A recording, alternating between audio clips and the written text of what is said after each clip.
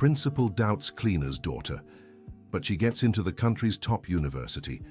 Jessica Miller held the recommendation letter with trembling hands as Principal Stevenson tore it into tiny pieces, scattering them on the floor her mother had just cleaned.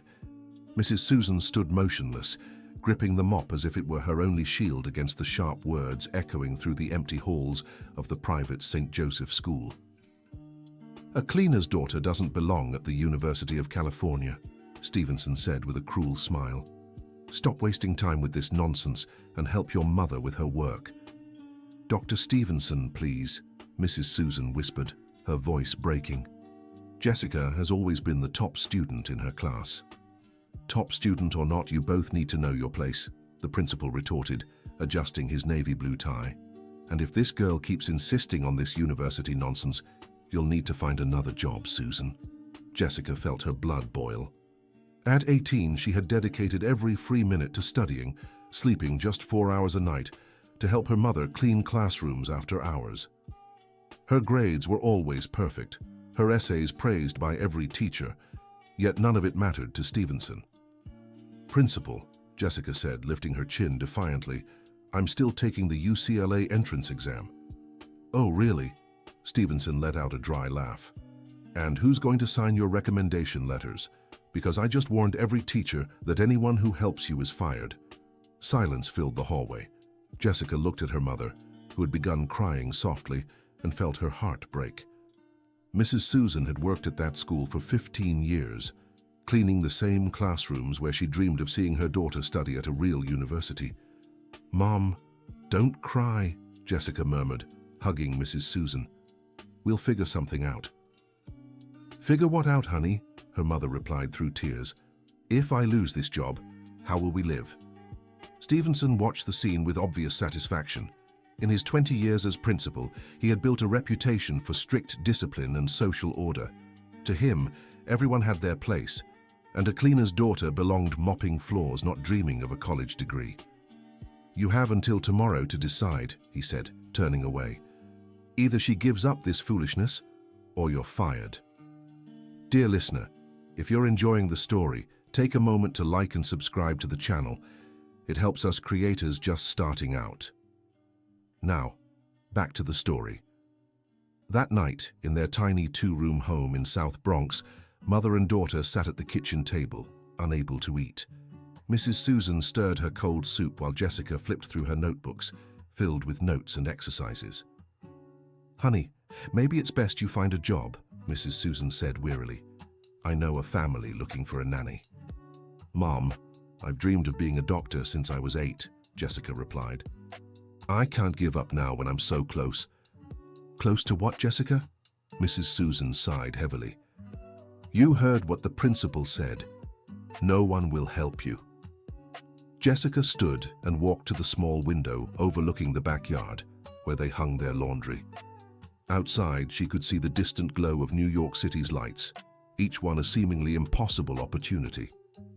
"Mom, remember when I was 10 and said I'd study at UCLA?" "I remember," Mrs. Susan said with a sad smile. "You saw it on TV and fell in love with those beautiful buildings." "Well then, I'm not giving up now," Jessica said, sitting back down. "I'll find a way to get those recommendation letters." "And if you do, honey, do you have any idea how much the college entrance exam registration costs, the study materials?" Mrs. Susan shook her head. "Our reality is different." Jessica knew her mother was right about the financial struggles. The cleaning lady's salary barely covered rent, food, and basic bills. But she also knew she had something money couldn't buy: determination. "Mom, tomorrow I'll talk to every teacher at school," said Jessica. "One of them will help me. And if the principal follows through on his threat, then we'll find another way to survive," Jessica replied, taking her mother's calloused hand.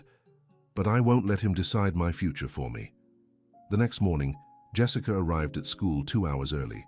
She knew every teacher's routine and was aware that teacher Rachel, the literature instructor, always arrived first to prepare her lessons. "Teacher Rachel," Jessica called, approaching the faculty room. "Hi, Jessica," Rachel replied with a strained smile. "What are you doing here so early?" "I wanted to talk to you about..." about the recommendation letters for college. Rachel's smile vanished immediately. She glanced around, checking if anyone was nearby, then motioned for Jessica to come inside. "Sweetheart, you know I'd love to help you," Rachel said quietly. "Your essays are the best I've graded in 15 years of teaching." "Then why can't you sign a letter?" Rachel sighed and sank heavily into her chair. "Because the principal made it very clear yesterday that any teacher who helps you will be fired, and I have 2 kids in college, Jessica. I can't risk my job." Jessica felt the first blow of reality. If even teacher Rachel, who always praised and encouraged her, couldn't help, how would she find anyone else? "Teacher, what if it were an anonymous letter?" "It wouldn't work," Rachel shook her head. "Colleges verify authenticity. It needs a name, signature, the school's stamp." Jessica left the room with a heavy heart. Throughout the morning, she tried speaking to 5 other teachers. All gave the same answer. They'd love to help, but couldn't risk their jobs. At lunch, she sat alone in the courtyard, watching her classmates excitedly discussing their college prospects. Most already had spots secured at top private universities, paid for by their parents, business owners and lawyers. "Hey, cleaning lady's kid," shouted Tyler, a classmate whose father was a prominent local businessman. "Still dreaming about UCLA?" Tyler's friends burst into laughter, and Jessica felt her face burn with shame. She was used to the cruel remarks, but today each word stung more than usual. "Leave her alone, Tyler," said Madison, one of the few classmates who sometimes talked to Jessica. "She's smarter than all of us combined."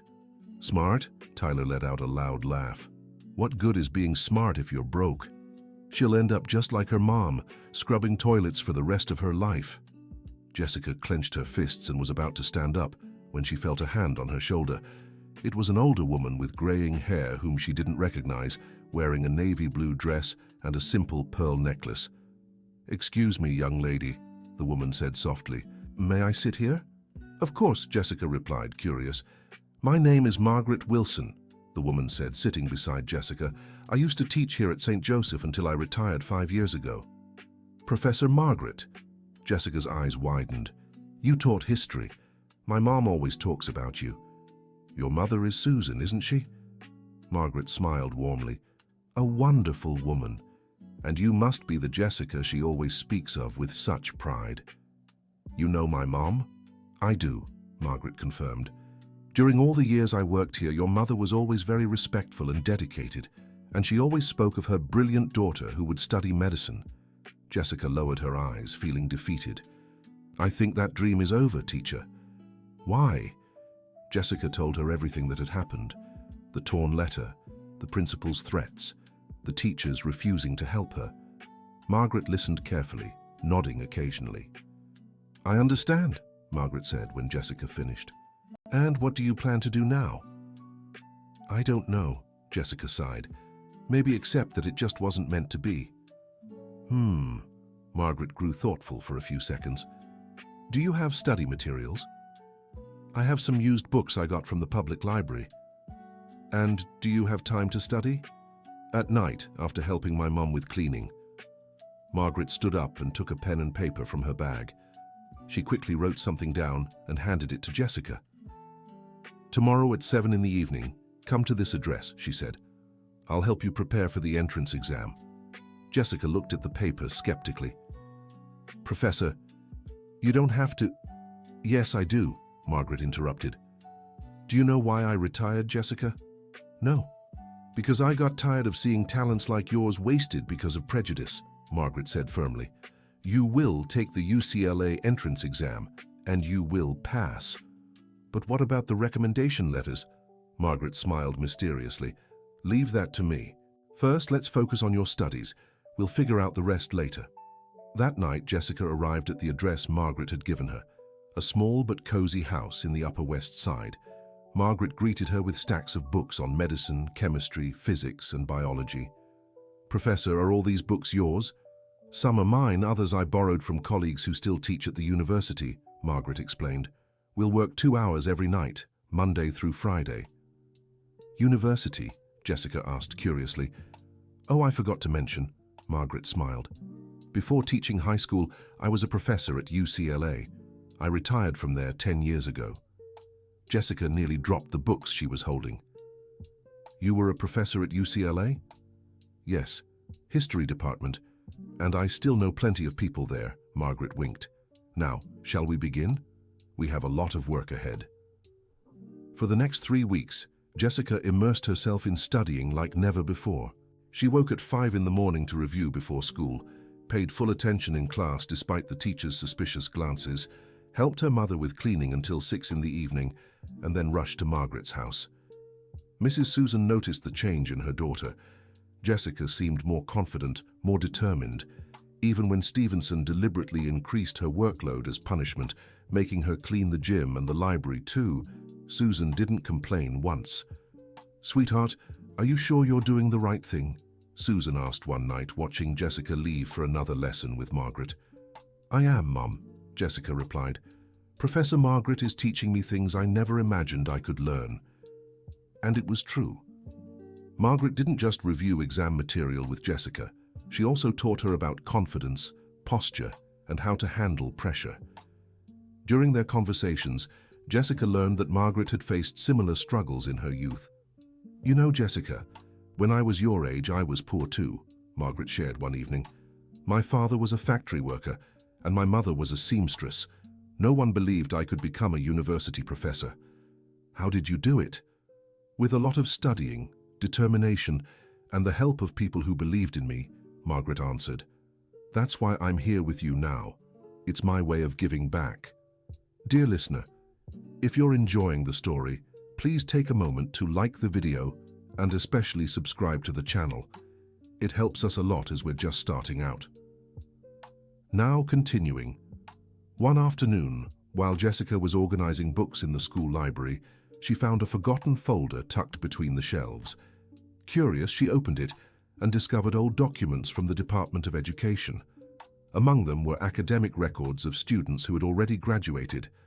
Her heart nearly stopped when she saw the name Ethan Stevenson at the top of one of the pages. It was the record of the principal's son from when he had attended St. Joseph 5 years earlier. But something was odd about the grades. The original evaluations, written in blue ink, showed low marks in math and physics. Yet, over them in black ink, someone had altered all the grades to higher scores. The handwriting was clearly different, and the changes seemed to have been made later. Jessica discreetly took photos of the pages with the old cell phone her mother had given her for her birthday. She wasn't sure what to do with the information, but an instinct told her to keep it as evidence. "Jessica, what are you doing there?" The sharp voice of Principal Stevenson made her jump.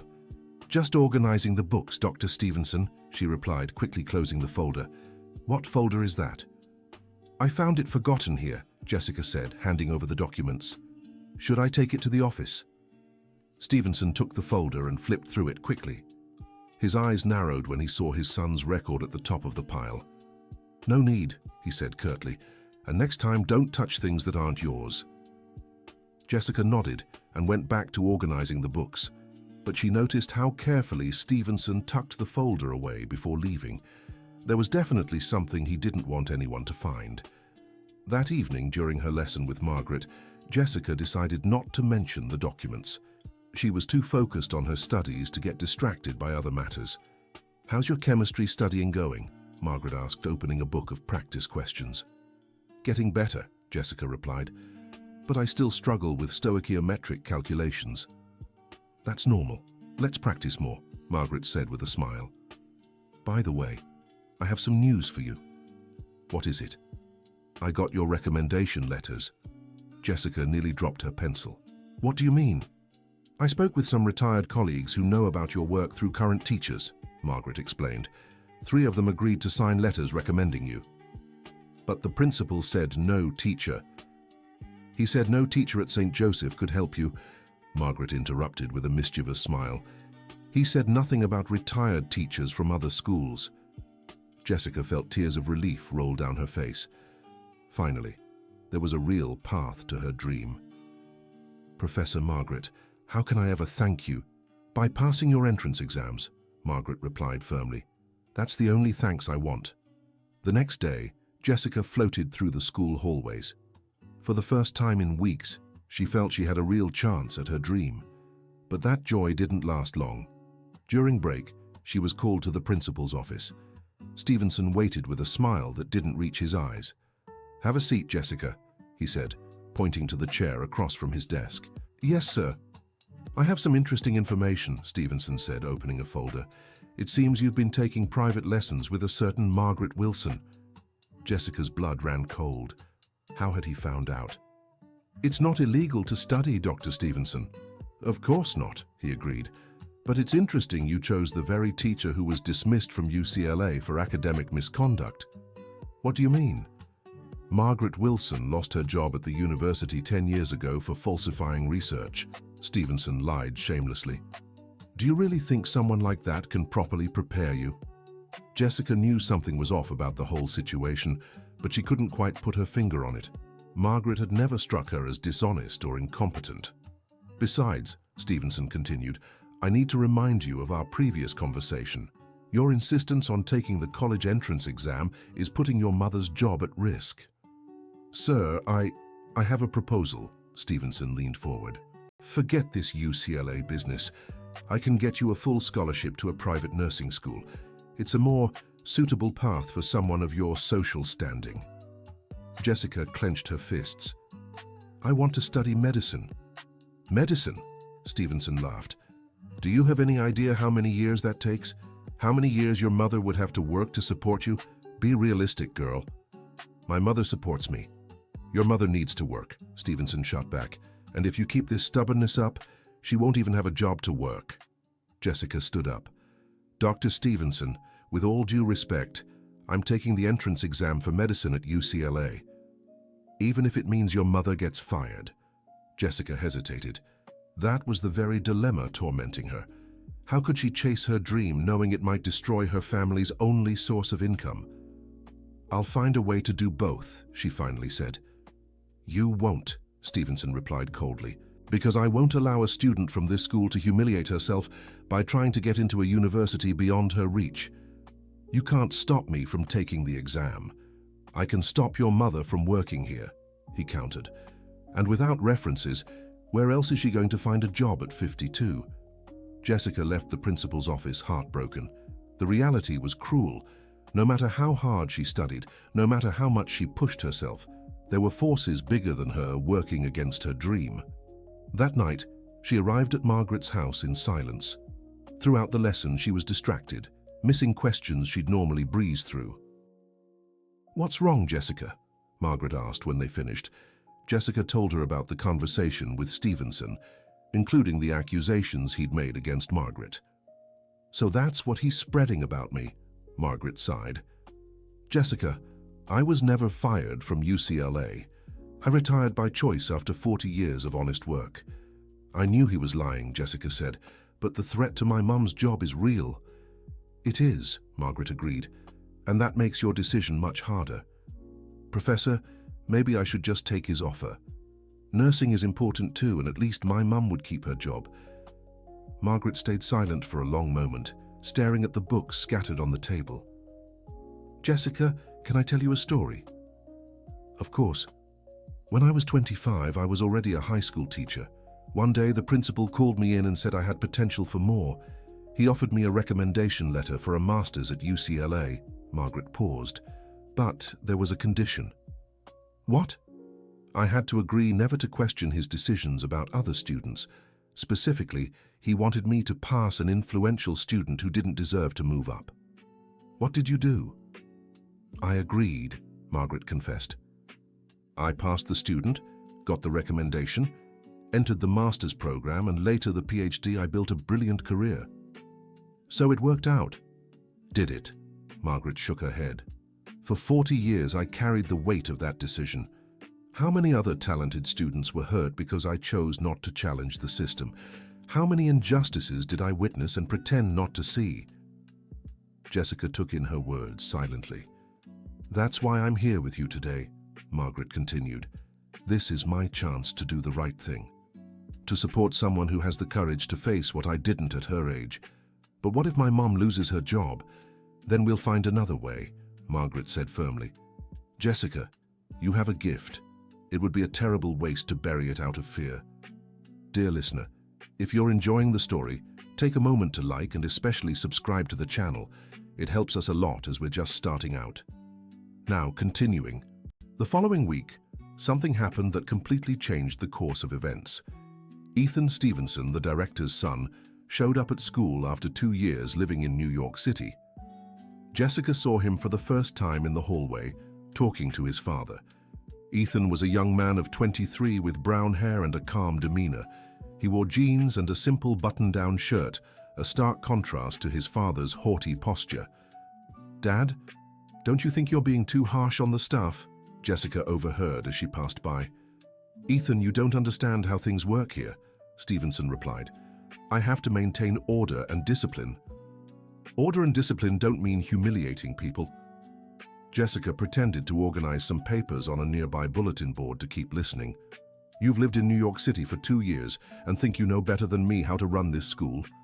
Stevenson was clearly irritated. "I know there are more humane ways to lead," Ethan replied calmly. Just then, Mrs. Susan walked by carrying a heavy bucket. Ethan immediately offered to help. "Thank you, young man, but it's not necessary," Susan said politely. "Of course it is." Ethan took the bucket.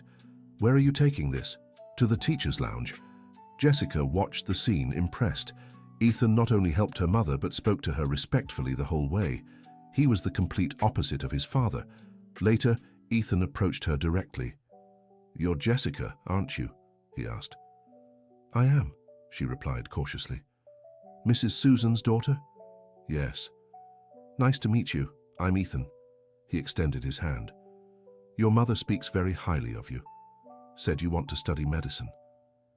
Jessica shook his hand, surprised by Ethan's simplicity and sincerity. "I do," she said. "Or I did. It's complicated." "Because of my father?" The direct question caught Jessica off guard. "I don't know if I should." "You can say it." Ethan smiled sadly. "I know my father better than anyone. I know he can be very authoritarian. He said if I insist on applying to UCLA, my mum will lose her job." Ethan's expression darkened. "He actually said that?" "He did, and that no teacher can help me with recommendation letters."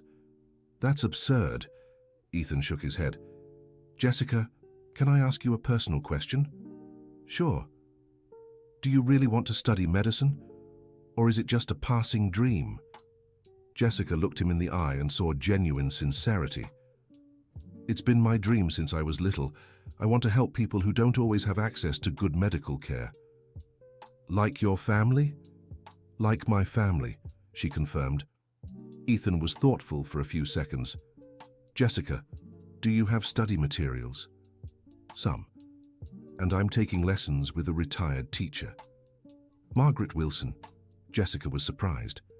"You know her?" "Of course. She was my history teacher here at school. One of the best professionals I've ever known." Ethan smiled. "My dad said she was fired from UCLA, didn't he?" "He did." "That's a lie. Professor Margaret retired with honors after a brilliant career. I'm sure because I looked into her when I wanted to study history too." "You wanted to be a teacher?" "I did. But my father wouldn't allow it. Said it wasn't a profession for his son." Ethan sighed. "I ended up studying business to please him, but it's not what fulfills me." Jessica noticed that Ethan also carried frustrations about his father's demands. "Ethan, can I ask you something?" "Of course." "Why are you so different from your father?"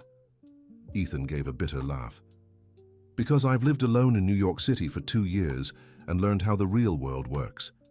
I've learned that treating people with dignity doesn't diminish anyone. Quite the opposite. Your father doesn't see it that way.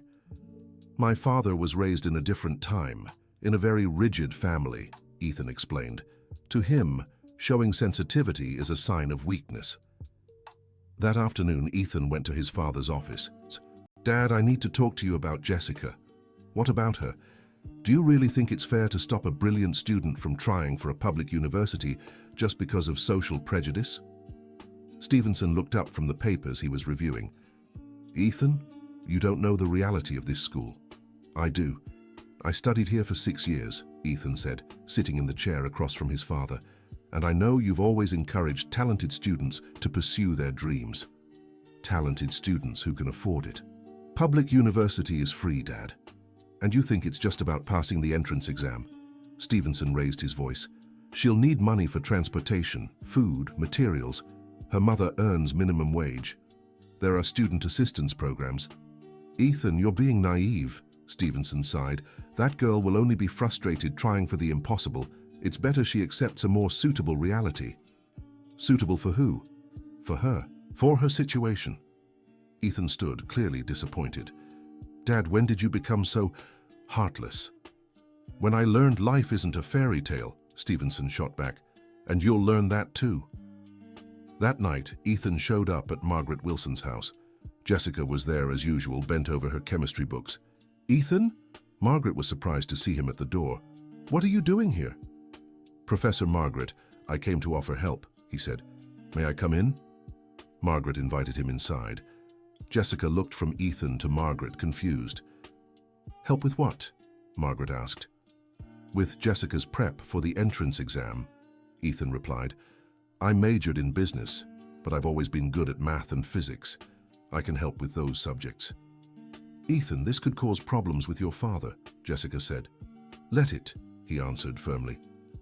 I'm tired of staying silent while he treats people unfairly. Margaret smiled. Welcome to the team, Ethan.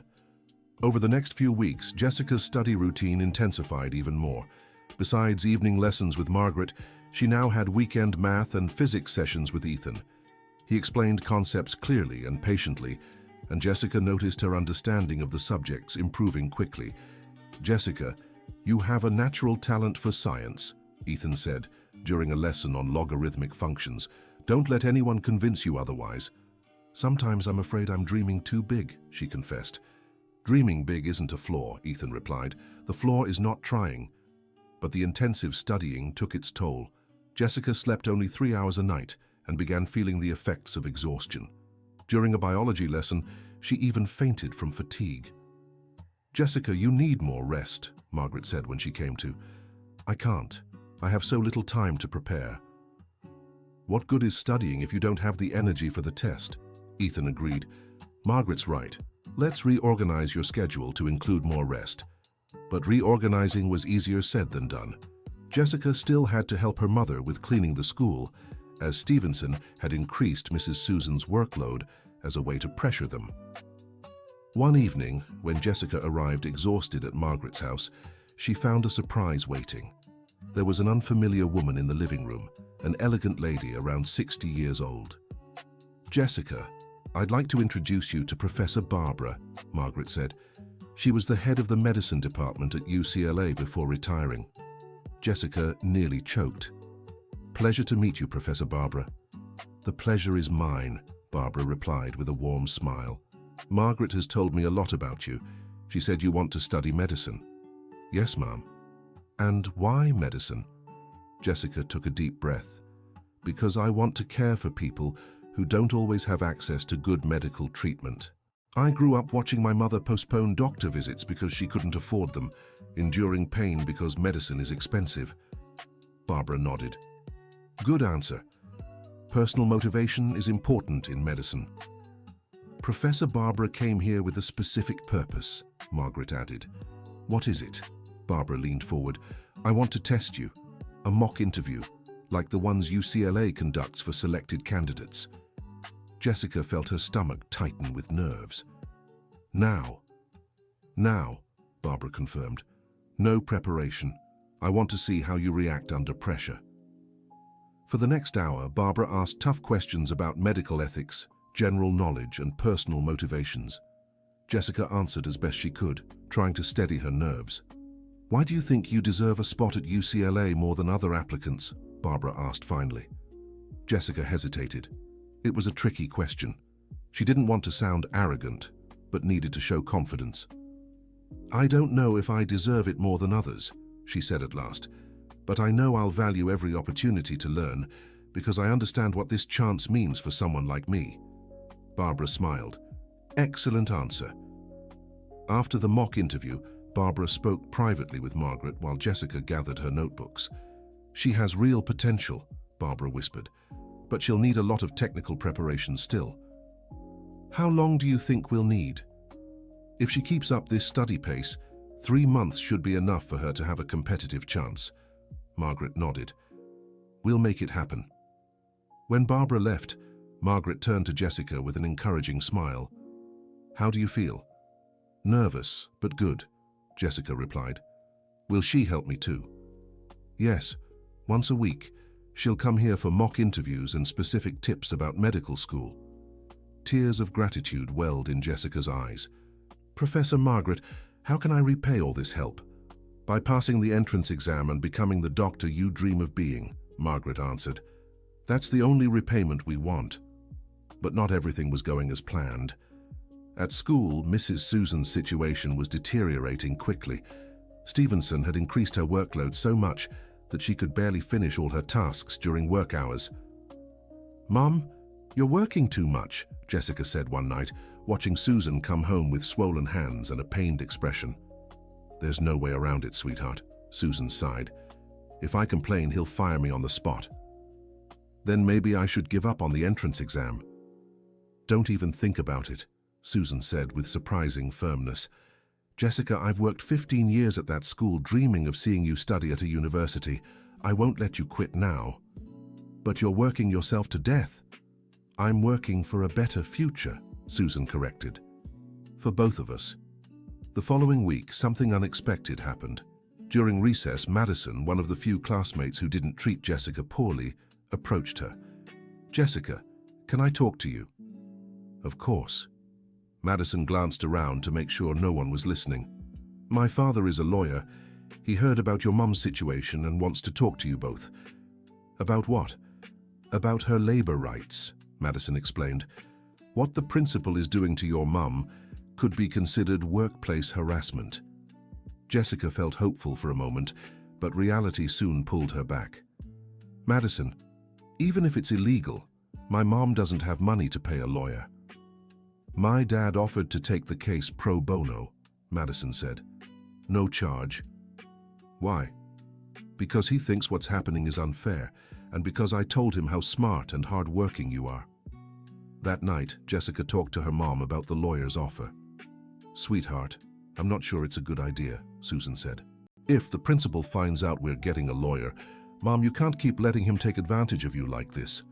"Jessica, there are only a few months left until your college entrance exams. After that, if you pass, things will change for us." "And if I don't pass?" Susan cupped her daughter's face in her hands. "You will pass, I'm sure of it." 2 weeks before the exam registration deadline, Jessica received devastating news.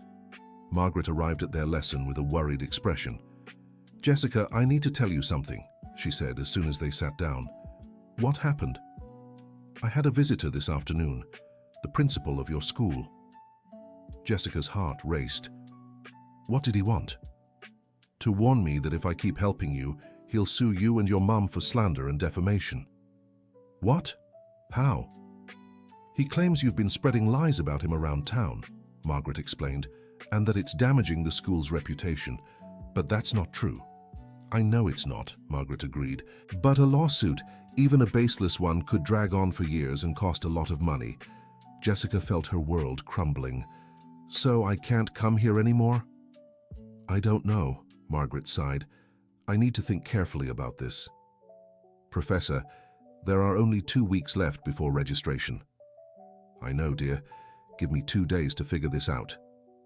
Jessica left Margaret's house feeling defeated. Every time she seemed close to her dream, something blocked her path. At home, she told her mother everything, who grew even more worried. "Sweetheart, maybe it's time to accept that." "No, Mom," Jessica interrupted. "I'm not giving up now." "But how will you prepare for the exams without Professor Margaret?" "I'll find a way," Jessica said firmly. "I have the books, the materials. I'll study on my own." Susan hugged her daughter, admiring her persistence, but worried about the pressure on an 18-year-old girl. The next day, something unexpected happened. Ethan showed up at school looking for Jessica.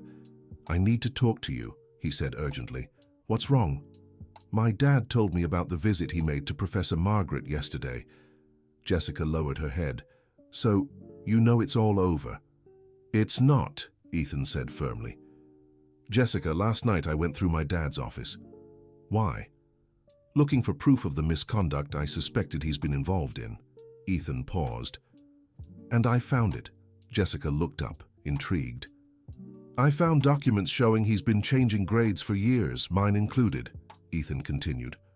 Always to favor kids from influential families. You have proof? I do. Ethan held up a folder. Copies of everything. Original records and the altered versions. Jessica remembered the documents she'd found in the library weeks earlier. Ethan, I found something similar too. She told him about the altered transcript she'd seen. Ethan shook his head sadly. I suspected as much. I always knew my real grades weren't good enough for the college I got into. What do we do with this information? We use it to make my dad stop harassing you and your mum, Ethan replied. Is this blackmail? Is it? But sometimes you have to fight fire with fire. That afternoon, Ethan scheduled a meeting with his father. Dad, I want to make a proposal, he said, placing the folder on the table. What proposal? You stop harassing Jessica and her mother, and I won't turn these documents over to the Department of Education. Stevenson opened the folder and paled at the contents. Where did you get this? From your own files, Ethan replied calmly. Dad, you've committed fraud for years. If this comes out, you won't just lose your job, you could even face criminal charges. Ethan, you're my son. And that's exactly why I'm giving you a chance to do the right thing, Ethan interrupted. Stop harassing Jessica. Let her take the entrance exam in peace. Stevenson stayed silent for several minutes, reviewing the documents. And then, he finally asked, then if you behave like a fair and respectful director, these documents stay locked away forever. And if I refuse? Then tomorrow I'll hand everything over to the authorities, Ethan said without hesitation. Stevenson realized he was cornered. Fine, I accept your proposal. Dad, I want to be clear. This also means stopping the extra workload for Mrs. Susan. Understood. And you'll sign a letter of recommendation for Jessica. That's too much, Ethan. No, it's not. Ethan stood up. You'll sign because she deserves it, and because it's the least you can do to make up for all the harm you've caused. The next day, Jessica couldn't believe it when Ethan told her what had happened. He really agreed? He did. You're free to take the exam without any more harassment. And your lessons with Professor Margaret. They can continue as usual. Jessica impulsively hugged Ethan. Thank you for everything. Don't mention it, Ethan smiled. Now let's focus on what really matters, passing the exam. The following week, Jessica resumed her lessons with Margaret and Barbara with renewed enthusiasm. Now, free from the director's constant pressure, she could fully concentrate on her studies. How are you feeling? Barbara asked during a practice test. Confident, Jessica replied. For the first time, I feel like I really have a chance. You always did, said Margaret. You just needed fair conditions to show your potential. With 1 month left until the exam, Jessica had intensive lessons every night. Margaret covered English, literature, history, and geography. Barbara focused on biology, chemistry, and specific medical questions. Ethan helped with math and physics. It was an impressive team effort, with 3 people dedicated solely to her success. Jessica, I want to ask you something, Barbara said one evening. Go ahead. If by chance you don't pass this year, what will you do? I'll try again next year, Jessica answered without hesitation. And if you don't pass the second year, I'll try the third. Barbara smiled. And the fourth? I'll keep trying until I pass, Jessica said firmly, or until I prove to myself it's truly not meant to be. That's the attitude that separates those who make it from those who give up, said Barbara. You have what it takes. 2 weeks before the exam, Jessica took her first full practice test. Margaret had secured an old UCLA exam, and they recreated the exact conditions of test day. Jessica spent 5 hours on the simulation, and when she finished, she was exhausted but satisfied. How do you think you did? Margaret asked. Well, Jessica replied. I didn't get everything right, but I felt prepared. When Margaret graded the test, the results were better than expected. Jessica had answered 85% of the questions correctly. If you keep this up on the real exam, you have a great chance of passing, Margaret said, moved. The week before the college entrance exam, Jessica slowed down her study pace to avoid overloading herself. She used the extra time to rest and mentally organize everything she had learned. Are you nervous? Ethan asked on the last day of review. I am, Jessica admitted, but it's a good kind of nervousness, like anticipation. You'll do great, he said. I'm sure of it. What if I don't pass? Then you try again next year like you told Professor Barbara, Ethan smiled. But I don't think it'll be necessary. The night before the exam, Jessica barely slept. She kept mentally reviewing chemistry formulas, biology concepts, and important historical dates. Mrs. Susan woke her at 5 in the morning with a special coffee. Sweetheart, the big day is here, she said with a nervous smile. It is, Mom. How are you feeling? Ready, Jessica replied. Thanks to you, Professor Margaret, Ethan, Professor Barbara, I've never been so prepared for anything in my life. I'm so proud of you, no matter the result, Susan said with tears in her eyes. I know, Mom, and that gives me the strength to face anything. Jessica arrived at the test site 2 hours early. She wanted time to calm down and focus. Margaret and Ethan went with her, along with Mrs. Susan. Remember everything we talked about? Margaret asked. I do. Read all the questions first, start with the easiest ones, manage my time well. And don't forget to review your answers at the end, Ethan added. I won't forget. Barbara also showed up to wish her luck. Jessica, no matter what happens today, know you've already won. You've come this far, overcoming obstacles many couldn't. Thank you, Professor Barbara, for everything. When it was time to enter for the exam, Jessica hugged each of her mentors and her mother. Now it's up to you, Margaret said. Trust what you've learned. Jessica walked into the exam room determined. She looked around and saw hundreds of other candidates, many visibly nervous. She took a deep breath and focused. When she got the test, she read all the questions as Margaret had advised. To her surprise, she recognized most of the topics. The months of intensive studying had paid off. She started with biology questions, her strongest subject, then moved on to chemistry, physics, math, and finally English and literature. She managed her time carefully, always leaving a few minutes to review. Halfway through, she felt her confidence growing. She could answer almost all the questions, and for the few she doubted, she could at least eliminate 2 options. After 5 hours, she had answered every question and reviewed them twice. She left the room exhausted, but with the feeling she had given her best. Margaret, Ethan, Barbara, and Mrs. Susan were waiting anxiously outside. How was it? They asked almost in unison. It went well, Jessica said with a tired smile. Really well? Are you sure? I am. Of course, I might have gotten some wrong, but I felt prepared for most of them. The group celebrated with a special lunch at a nearby restaurant. It was the first time in months Jessica allowed herself to relax completely. Now we wait for the results, Margaret said. When do they come out? Susan asked. In a month, Jessica replied. A whole month? Susan's eyes widened. That's how long it takes to grade and release them, Barbara explained. It'll fly by. But the month didn't fly by. For Jessica, each day felt like an eternity. She tried to stay busy helping her mom and organizing documents for enrollment, just in case she passed. Ethan kept her company during this anxious time, always trying to distract her with conversations about other things. Jessica, regardless of the result, what you've learned during this preparation has already changed you forever, he said one day. How so? You've discovered you're capable of so much more than you imagined, that you have the discipline, determination, and intelligence to face any challenge. That's true, Jessica agreed. I feel more confident in everything in life now. Exactly, and no one can ever take that away from you. A week before the results were announced, Jessica grew even more nervous. What if she hadn't passed? What if all that effort had been for nothing? Sweetheart, stop torturing yourself, Mrs. Susan said. What's meant to be will be. Mum, what if I let everyone down?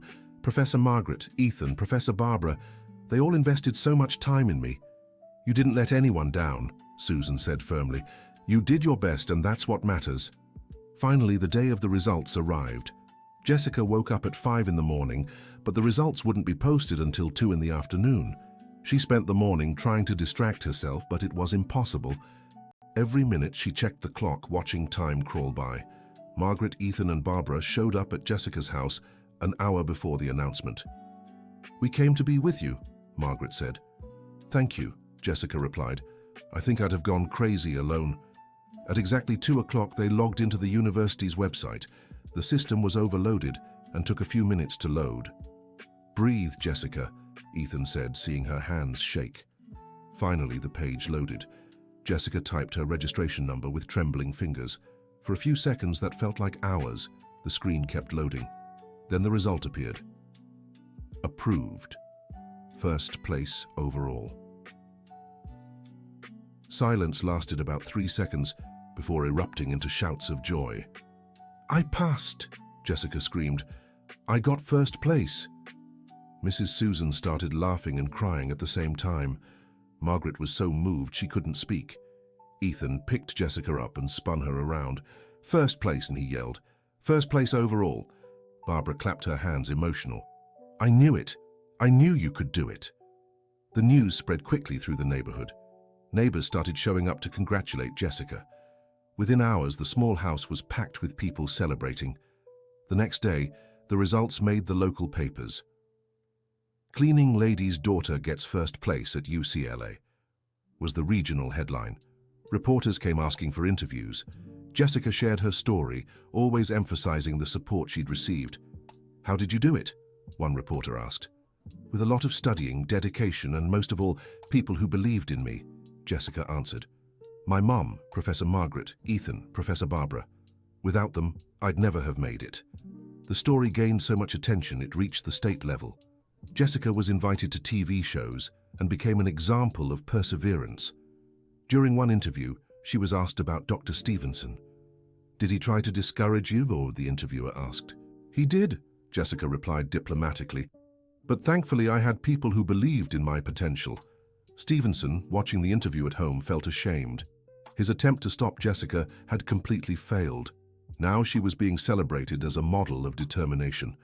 On her first day at UCLA, Jessica arrived 2 hours early, just like she had on the entrance exam day. She wanted to soak in every moment of this historic day. The campus was vast and impressive. Walking through the halls, she remembered dreaming of this moment at 10 years old. During the freshman welcome, she was introduced as the student who had earned first place overall. Teachers and classmates gave her a warm round of applause. "How does it feel to be the top scorer?" asked a classmate. "I feel grateful," replied Jessica, and determined to honor this opportunity. In the first anatomy class, Jessica sat in the front row. When the professor began explaining the cardiovascular system, she remembered all those nights studying with Margaret, Ethan, and Barbara. After class, she called her mother. "Mom, it was all wonderful," she said emotionally. "Tell me everything, sweetheart. The professors are amazing, the classmates are welcoming, and I felt at home." Jessica paused. "Mom, I truly belong here." "Of course you do," said Susan proudly. "You always have." That evening, Jessica had dinner at Margaret's house to celebrate the first day of class. "How was it?" asked Margaret eagerly. "Perfect," replied Jessica. "Professor, how can I ever thank you for everything you've done for me?"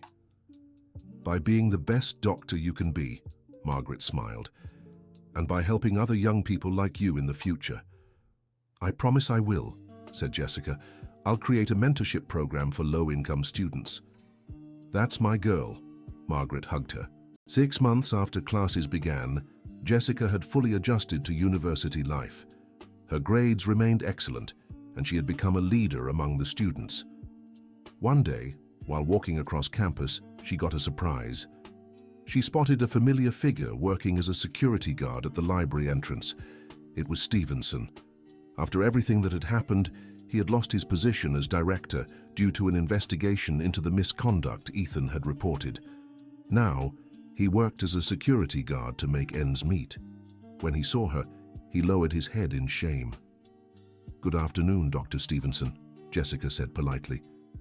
"Jessica," he replied softly. "Congratulations on your success." "Thank you." Stevenson hesitated, then said, I was wrong about you. I'm sorry." "I accept your apology," Jessica replied with dignity. "And I hope you've learned not to underestimate anyone's potential." She continued walking, head held high, leaving behind not just Stevenson but everything he represented. Prejudice, limitations imposed by others, and the idea that social background determines destiny. 2 years later, Jessica was among the top students in her class. She had created an outreach program offering free tutoring for low-income students who wanted to apply to medical school. The program operated at the same St. Joseph's School, which now had a new principal. Barbara had come out of retirement to take the position and transform the institution into a fairer, more welcoming place. "How's the program going?" Barbara asked during a meeting. "We have 50 students enrolled," Jessica replied. "And we've secured partnerships with other volunteer teachers. How many took the entrance exam this year?" 15, and 12 were accepted into public universities. Barbara smiled proudly. "You're changing lives, Jessica." "I'm just giving back what I received," Jessica corrected. Professor Margaret always said knowledge multiplies when it's shared. During that year's high school graduation, Jessica was invited to be the keynote speaker. She stepped onto the stage and looked at the audience, seeing young faces full of dreams and expectations. "When I sat where you are today," she began, "many people doubted I could make it here. They told me I should dream smaller, accept less, settle for the circumstances I was given."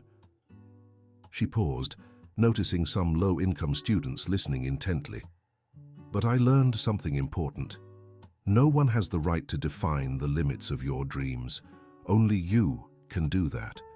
And even when it seems impossible, even when everyone doubts you, keep believing in yourselves." The applause was long and heartfelt. In the audience, Mrs. Susan cried with pride as she watched her daughter inspire a new generation. After the ceremony, a young woman approached Jessica. "My name is Amanda," she said timidly. "I'm the daughter of the new janitor at school." "Hi, Amanda," Jessica smiled. "How can I help you?" "I want to study medicine too," Amanda said, "but I don't know if I can make it." "You will," Jessica replied. "And do you know how I know that?" "How?" "Because you've already taken the first step. You decided you want to try." Jessica took a card from her purse. "This is the address of our project. Come by tomorrow at 7 in the evening." "Really? Really? And Amanda?" "Yes. Never let anyone convince you that you can't achieve something. The only real limitations are the ones we impose on ourselves." Amanda walked away with shining eyes, clutching the card as if it were a treasure. 5 years later, Jessica graduated from medical school with honors as the top student in her class. The graduation ceremony was an emotional event, attended by everyone who had supported her along the way. Margaret, now 80 years old, sat in the front row beside Mrs. Susan. Ethan had become the academic director of a public school, finally finding his calling in education. Barbara continued to lead St. Joseph's School, which had become a model for inclusive education. During her speech as class valedictorian, Jessica spoke about the importance of compassionate medicine and the social responsibility of healthcare professionals. "Medicine isn't just a profession," she said. "It's a mission to care for, comfort, and heal not just the body, but also the soul of those who come to us in moments of vulnerability." She looked directly at her mother as she continued. "I chose this profession because I want everyone to have access to the same quality care, regardless of their social status, because I believe healthcare is a right, not a privilege." After the ceremony, there was a celebration at Margaret's house, an intimate gathering with the people who truly mattered. "Professor Margaret," Jessica said, "do you remember when you asked me how I could repay all the help I received?" "I do." "I think I've finally found the full answer," Jessica smiled. "I'm going to open a community clinic in the neighborhood where I grew up. Quality medical care at affordable prices." Margaret hugged Jessica, moved. "That's my girl, always thinking of others." "I learned from the best teacher," Jessica replied. Mrs. Susan walked over to them. "Sweetheart, I always knew you'd make it." "How were you so sure, Mom?" "Because I've known you since the day you were born," Susan smiled. "And I've always seen something special in you. A strength, a determination that doesn't come from outside. It comes from within." Jessica hugged her mother tightly. "Thank you for never giving up on me, Mom, even when I wanted to give up on myself." "Mothers never give up on their children," Susan said. "It's what we do." 3 years later, the Susan Miller Community Clinic was running at full capacity in South Bronx. Jessica had secured funding through a government program and partnerships with other organizations. The clinic served over 200 families a month, offering consultations, basic tests, and subsidized medications. Jessica worked there 3 days a week, while also maintaining her job at a public hospital. The mentorship project she had created also grew, now operating in 5 different schools, and having helped over 100 young people enroll in public universities. During the clinic's official inauguration, local officials attended, including the city's health commissioner. "Dr. Jessica," the commissioner said during the ceremony, "your work is an example of how medicine can transform entire communities." "Thank you, Commissioner," Jessica replied. "But I want to make it clear that none of this would have been possible without the support of my team and the community itself." In the audience were several of the young women who had gone through the mentorship program and were now attending different colleges. Olivia, the girl who had approached her years ago, was in her 2nd year of medical school. "Dr. Jessica," Olivia said after the ceremony, "I wanted to thank you for believing in me when I didn't even believe in myself." "Olivia, you got here on your own merit," Jessica replied. "I only provided guidance. The hard work was all yours." "But the guidance made all the difference." Jessica smiled. "That's exactly why I insist on continuing the project, because I know a word of encouragement at the right moment can change an entire life." That evening, Jessica was organizing clinic documents when she received an unexpected call. "Jessica?" It was Ethan's voice. "Ethan, what a surprise. How are you?" "I'm okay. I called because I have some news." He paused. "My father passed away yesterday." Jessica was silent for a few seconds. "I'm so sorry, Ethan." "Thank you. We weren't close in recent years, but he was still my father." "Of course. Whatever you need, I'm here." "Actually, that's what I wanted to talk about," Ethan said. "He left a letter for you." "For me?" "Yes. Do you want me to bring it over, or should I read it to you now?"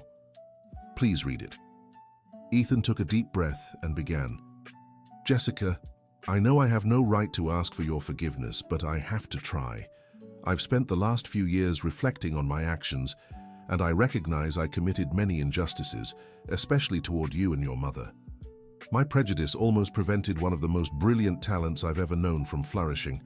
I'm glad to know that, despite my obstacles, you managed to achieve your dreams and are still helping other young people achieve theirs. I hope this serves as an example to others in leadership positions. Never underestimate someone's potential based on their background. I offer my sincere apologies and wish you continued success. Stevenson. Jessica was moved when Ethan finished reading. "He really changed these past few years," Ethan said. "Working as a security guard made him see life from a different perspective." "Thank you for the letter," Jessica said, "and I'm glad he found peace before passing." "You're amazing, you know that," Ethan said. "After everything he did, you still show compassion." "I've learned that holding on to bitterness only hurts yourself," Jessica replied, "and that everyone deserves a chance at redemption." 10 years after graduating from medical school, Jessica had become a leading figure in community medicine. Her community clinic had expanded to 3 locations, serving over 1,000 families a month. The mentorship program had also grown exponentially. It now operated in 20 schools and had become a municipal public policy, receiving official funding from the city. Jessica had married a fellow doctor she met during her residency, and they had a 5-year-old daughter named Margaret, named after the teacher who changed her life. One Saturday afternoon, she was at the park with her family when she got a call from Barbara. Jessica, I have a proposal for you, Barbara said. What is it? The State Department of Education wants you to consult on a new program to encourage higher education for low-income students. That sounds interesting, Jessica said, but I already have so many projects underway. This would be at the state level, Barbara explained. Imagine how many young people you could help. Jessica watched her daughter playing on the swing and thought of all the children who could have better opportunities in the future. Send me the details, she said. I'll look into it. A week later, Jessica accepted the consulting role. The program she helped develop would be implemented in 500 schools across the state, with the potential to benefit thousands of students. During the official launch of the program, held at the state capitol, Jessica was invited to speak about her journey. When I was 18, she began, a school principal told me that people like me would never get into UCLA. Today, 15 years later, I'm here not just as proof that he was wrong, but working to ensure other young people never hear words like that. The audience applauded enthusiastically. This program isn't just about college admissions, Jessica continued. It's about dignity, hope, and the fundamental right everyone has to dream big. It's about making sure a child's social background doesn't determine their destiny. She paused and looked directly at the cameras broadcasting the event. To every young person watching who might be doubting themselves, believe in your potential. Work hard, ask for help when you need it, and never let anyone convince you your dreams are too small or too big. You can achieve anything you set your mind to. After the event, Jessica was approached by dozens of journalists eager to learn more about her story and future plans. Dr. Miller, what's your next project? One reporter asked. I'm writing a book about my experience, she replied. Not as a biography, but as a practical guide for young people facing situations like the ones I did. What will the book be like? It'll have study tips, advice on college prep, but mostly it'll focus on resilience, self-esteem, and the importance of building a support network, Jessica explained. I want it to be a survival and success manual for those starting from the bottom. 6 months later, the book Dreams Have No Address was released and became a bestseller. Jessica donated all royalties to fund scholarships for underprivileged youth. During a book signing at New York City's largest bookstore, an elderly woman approached her. Dr. Miller, I've been a retired teacher for 3 years, the woman said. Your book inspired me to start volunteering again, teaching low-income students. That's wonderful, Jessica said. How will you do it? I'll reach out to public schools in underserved areas and offer free weekend tutoring. Jessica was moved. You're proving that education truly transforms not just those who receive it, but also those who give it. That evening, Jessica had dinner with Margaret, now 85, but still impressively sharp and energetic. Professor, do you see how your example is multiplying? Jessica said. Now we have hundreds of volunteers in mentorship programs. That's what I always told you, Margaret smiled. Shared knowledge grows endlessly. Do you regret anything about this journey? Margaret thought for a moment. I regret not starting sooner. Imagine how many talented young people I could have helped in the 40 years I spent focused only on my regular classes. But you can't blame yourself for that, Jessica said. Everything has its time. What matters is that when you saw the chance to make a difference, you didn't hesitate. And you? Margaret asked. Do you regret anything? Jessica reflected. I think I regret doubting myself so much while preparing for college. I wasted time and energy on unnecessary insecurities. But were they really unnecessary? Margaret questioned. Or were they part of growing stronger? Maybe you're right, Jessica agreed. Maybe those doubts helped me prepare better, to never underestimate the challenge. That night, already at home, Jessica wrote a reflection in her diary about the last 15 years of her life. Today marks 15 years since I took the entrance exam for UCLA. When I look back, I see a journey full of obstacles but also full of extraordinary people who appeared at just the right time to help me. I've learned that success isn't a single event, but the result of thousands of small decisions and daily actions. I've learned that no one succeeds alone, and that our duty is to help others rise too. Most importantly, I've learned that our origin doesn't define our destiny. Our determination and values do. If I could give one piece of advice to my 18-year-old self, it would be, trust yourself more, accept help when it's offered, and never let the fear of failure stop you from trying. Today, I watch my daughter Margaret playing and think about the world I want to leave for her. A world where a child's potential isn't limited by their parents' bank account, but only by their own willingness to grow and learn. And I know that with the work we're doing, that world gets a little closer every day. 2 years later, Jessica was invited to give an Innovate talk about education and social transformation. The event would be broadcast to millions of people worldwide. 15 years ago, she began on stage.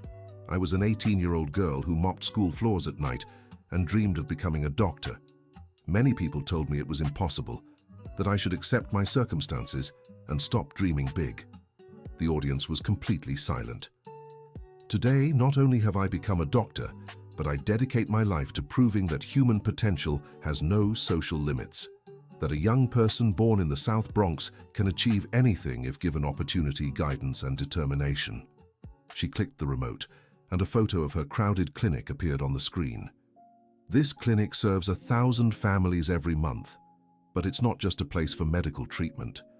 It's a symbol that when we offer real opportunities to talented people, they repay it by multiplying those opportunities for others. Another photo appeared, dozens of young people at a college graduation. These are just a few of the over 300 young people we've helped enroll in public universities. Each of them is now multiplying that impact in their communities. Jessica paused and looked directly into the camera. My challenge to you today is, look around and identify one young person with potential who's facing unnecessary barriers, and do something to help. It doesn't have to be big. Sometimes a word of encouragement, some guidance, or a small opportunity can change an entire life. The talk ended with a 5-minute standing ovation. In the following months, the video went viral on social media, viewed by over 10 million people. Jessica received hundreds of messages from young people across the country, sharing their own stories of overcoming adversity. One message stood out to her in particular. It was from a 16-year-old girl from a small town. Dr. Jessica, my name is Olivia, and I live in a small town where no one in my family has ever gone to college. My parents work in the fields and think education is a waste of time. After watching your talk, I decided I'm going to try for medical school too. I don't know how, but I'll try. Thank you for showing me it's possible. Jessica personally replied to Olivia, offering guidance and promising to support her preparation. This was exactly the kind of impact she wanted to create. End of story. Now tell us, what did you think of Jessica's journey? Do you know someone who faced similar challenges? Share your thoughts on this story of perseverance and determination in the comments. If this story inspired you in any way, don't forget to leave your like and subscribe to the channel so you won't miss other heartwarming stories like this one.